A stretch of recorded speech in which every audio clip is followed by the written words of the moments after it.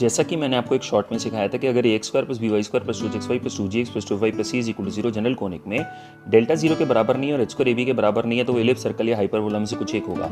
अब अगर वो इलिप्स सर्कल या हाइपरबोला में से एक होगा तो उसका फॉर्मेट कुछ ऐसा होगा, मेजर एक्सिस का whole square by A square plus minus major axis का whole square by B minor axis का whole square by B square times constant. Hyperbola होगा तो ये कॉन्जुगेट और ट्रांसवर्स एक्सिस हो जाएंगे। अब अगर मान लो मैंने मेजर एक्सिस की इक्वेशन मान ली X plus B Y plus C is equal to 0 और माइनर एक्सिस मान लिया B X minus A Y plus D is equal to 0, तो जब मैं del F by del X कर रहा हूँ तो आप देखिए पहले जब एक्स के रिस्पेक्ट में डिफरेंशिएट करूंगा तो ये बनेगा 2 by A square times of major axis into major axis का डेरिवेटिव एक्स के रिस्पेक्ट में क्या आएगा ए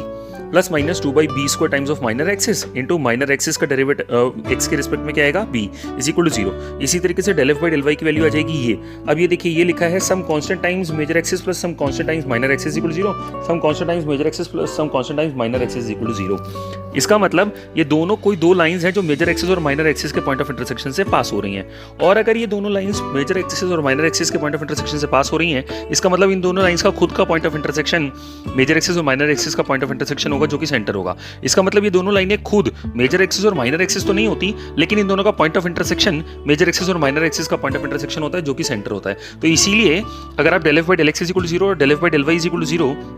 ये दोनों इक्वेशन को सॉल्व करके पॉइंट निकालोगे तो वो पॉइंट इलिप्स सर्कल या हाइपरबोला जो भी इक्वेशन रिप्रेजेंट कर रही होगी उसका सेंटर रिप्रेजेंट करेगा। अब ये तो हो गया तरीका, मैं इसको याद करने का तरीका बता देता हूँ कि del F by del X is equal to 0 del F by del Y is equal to 0 इसका सोल्यूशन आता क्या है इस इक्वेशन में। देखिए अगर ये आपको याद रहे अच्छी बात है, नहीं याद रहे तो मैंने आपको प्रोसीजर तो सिखा ही दिया है, प्रोसीजर अपने आप में शॉर्टकट है। याद रखने का तरीका ये है कि एक्स की वैल्यू और वाई की वैल्यू होती है